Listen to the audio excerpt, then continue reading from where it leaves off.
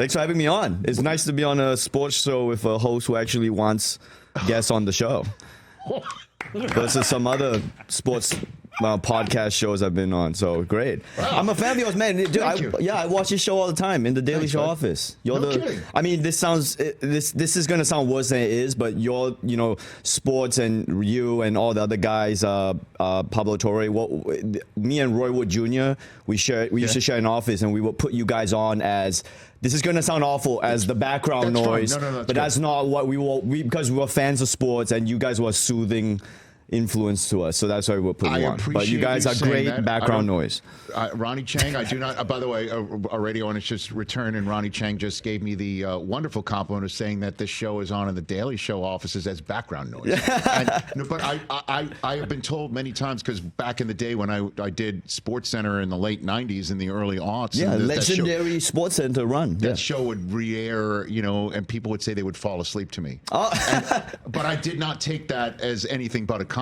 No, you know what I mean? Like I don't think I'm putting them to sleep, but just like it's soothing, it's familiar. Yes. It's also it's joyful. It's sports. It's something. Obviously, if you like sports, it's something you're listening to. But let's talk more about you. So ESPN thing. When you got on, it was like. So I was on, and the 20,000th Sports Center just hit. Yeah. And they gave us all assignments. Yeah. To make appearances in promotional support of it. Yeah. And I drew the assignment of The Daily Show, which made me very happy, because I'm a huge fan of The Daily Show and Jon Stewart, for sure. American institution. Jon Stewart is that. And so I was really jacked. Yeah. And so I went there and made the mistake of trying to be funny. Oh, well. Yes. He knows. He knows. You know that's a problem. And I went in, and also John had just started cursing. What year was this? Roughly what year was this? 2000. 1980. 2002 or 2001 or something like that. It right. could have been. I don't, because again, Kilborn had just left when I first got to ESPN. Yes. Kilborn was leaving to go start the Daily Show. Yes. And then obviously he moved on to CBS, and then John took over. Yep. And so John was not new to it, but him becoming the Jon Stewart that we all know and love had just begun. So he started cursing on the show. Oh. It was kind of new, where they would bleep it out, right? Right. And so he started, the first question, he goes, 20,000 sports centers, man, that's a whole bunch of bull S. And that was like one of those curveballs, like Dwight Gooden or Kershaw coming from up here and just snapped it right off on me. I didn't know how to respond, and I tried to top it.